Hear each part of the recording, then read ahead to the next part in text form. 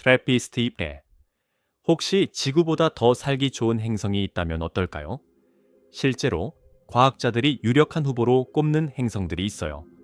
오늘은 그 중에서도 특히 주목받는 행성들을 하나씩 소개해 드릴게요. 첫 번째로 살펴볼 행성은 트래피 ST1A예요. 지구에서 약 32구광년 떨어진 곳에 있는 이 행성은 크기와 질량이 지구와 아주 비슷해서 오래전부터 과학자들의 관심을 한 몸에 받아왔어요. 지구 질량의 약 0.629배, 반지름은 지구의 약 0.2배 정도인데요. 쉽게 말하면 지구보다 조금 작지만 거의 쌍둥이 수준이에요.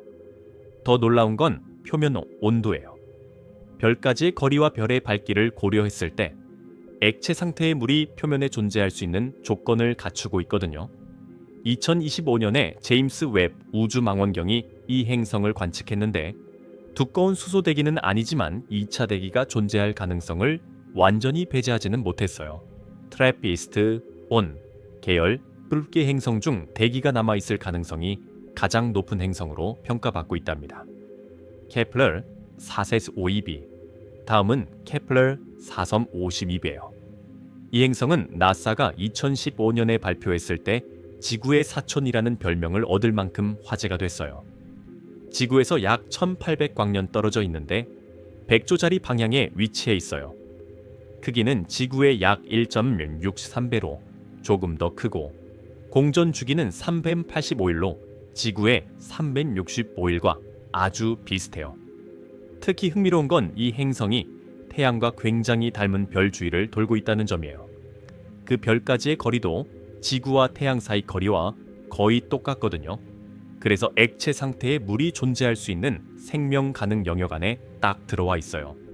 다만 별이 태양보다 약 15억 년 더 나이가 많아서 점점 밝아지며 온실 효과가 심해질 수 있다는 우려도 있어요.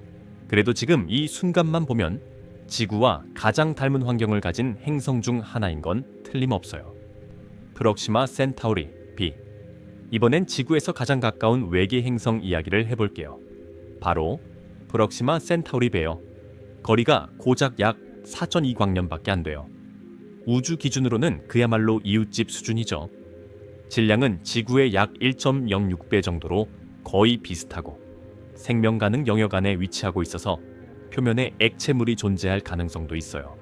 하지만 가까이 있다고 해서 무조건 좋은 건 아니에요. 이 행성은 별에 너무 가까이 붙어서 11일에 한 바퀴씩 돌거든요. 그러다 보니 별에서 나오는 강한 방사선과 자외선을 엄청나게 받아요. 지구가 태양에서 받는 것보다 X선은 250배, 자외선은 30배나 더 많이 받는다고 해요. 그래도 2025년 연구에서는 이 행성이 지구처럼 액체 철액에서 만들어진 자기장을 가질 수도 있다는 가능성이 제기됐어요. 그 자기장이 방사선을 막아준다면 생명이 살 수 있는 환경이 될 수도 있다는 거예요. 케플러 186c. 케플러 186은 역사적인 행성이에요. 지구와 비슷한 크기를 가진 행성 중에서 생명 가능 영역 안에 위치한다는 게 처음으로 확인된 행성이거든요. 2014년에 발견됐고 지구에서 약 580광년 떨어진 100조짜리 방향에 있어요. 크기는 지구의 약 1.17배 정도로 거의 비슷하고 공전 주기는 약 130일이에요. 별 자체가 태양보다 훨씬 작고 어두운 적색 와해성이라 이 행성은 별에 훨씬 가까이 붙어서 돌지만 그래도 생명 가능 영역 안에 딱 들어와 있어요. 또 흥미로운 점은 이 행성이 지구처럼 계절 변화가 있을 수 있다는 연구 결과가 있다는 거예요. 조석 고정, 즉 한쪽 면만 항상 별을 향하는 상태가 아닐 수도 있거든요. 아직 대기나 물의 존재는 확인되지 않았지만 지구 크기의 행성이 생명 가능 영역 안에 있다는 것만으로도 엄청난 발견이었어요. LHS 1132. 다음 행성은 최근에 굉장히 주목받고 있는 LHS 림스텐 10배요.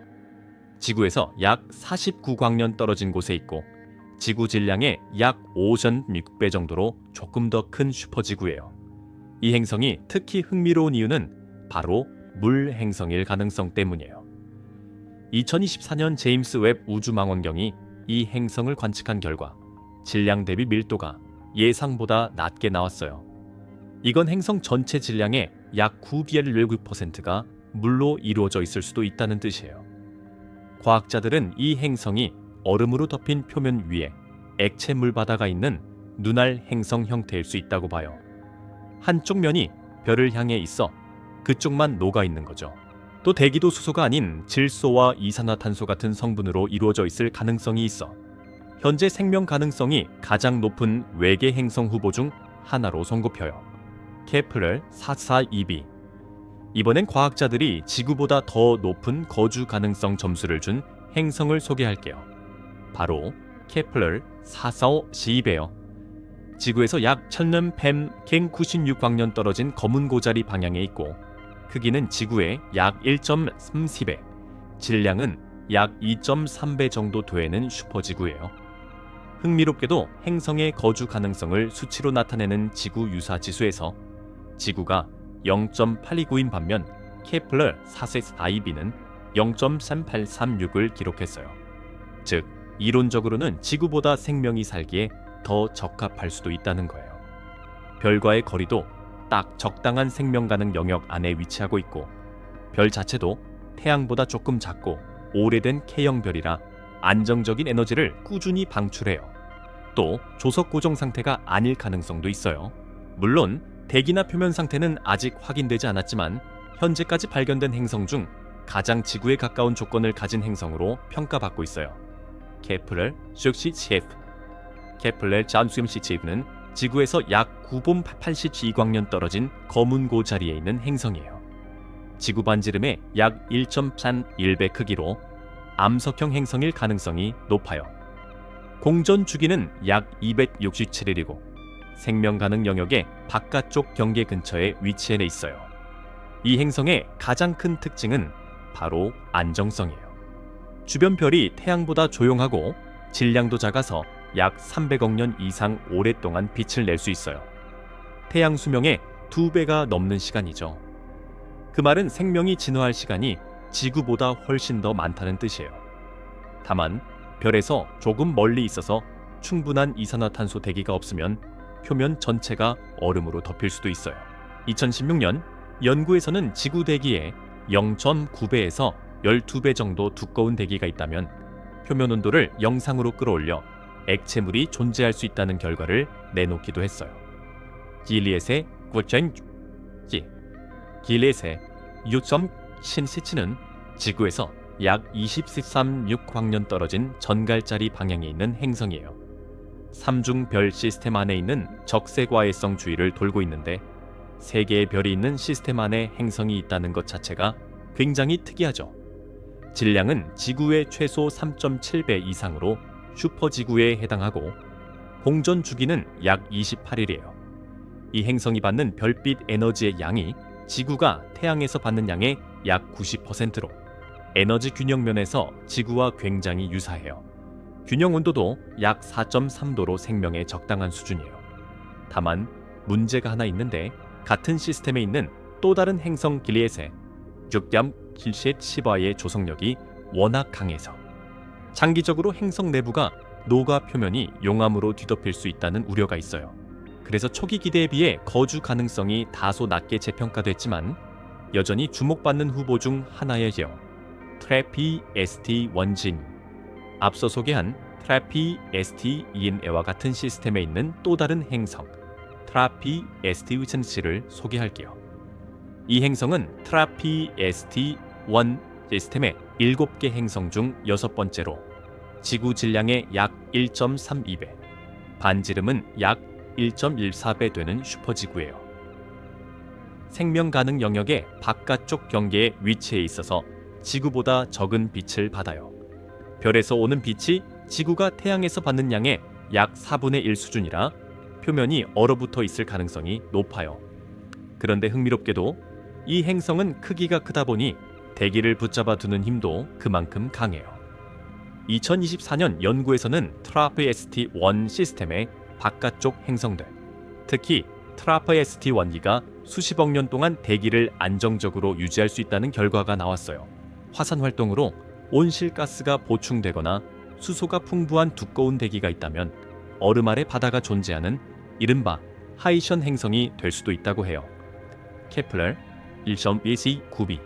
마지막으로 소개할 행성은 케플러 1.129b예요. 지구에서 약 8월 70광년 떨어진 백조자리에 있고 2016년에 발견됐어요. 지구 반지름의 약 1.4배, 질량은 약 2.7배 되는 슈퍼지구로 암석형 행성일 가능성이 높아요. 공전 주기는 약 87일이고 별빛을 태양의 약 4%밖에 받지 못하는 어두운 적색 과외성을 돌고 있어요. 그럼에도 생명 가능 영역 안에 위치해 있다는 게 특이하죠. 한 가지 가능성으로 이 행성이 조석 고정 상태일 수 있는데, 그렇다면 한쪽 면은 항상 뜨겁고 반대쪽은 영원히 어두워요. 하지만 그 두 극단 사이 경계선이라 불리는 지역에서는 적당한 온도가 유지돼 액체물과 생명이 존재할 가능성이 있다고 해요. 지금까지 소개한 행성들 중 가장 뜻밖의 후보이기도 해요. 이전 연구에서는 주목받지 못했다가 나중에서야 생명 가능 영역 행성으로 재평가된 특이한 경우거든요. 오늘 소개한 10개의 행성들 어떠셨나요? 우주는 우리가 생각하는 것보다 훨씬 넓고 생명이 살 수 있는 곳도 지구만이 아닐지 몰라요.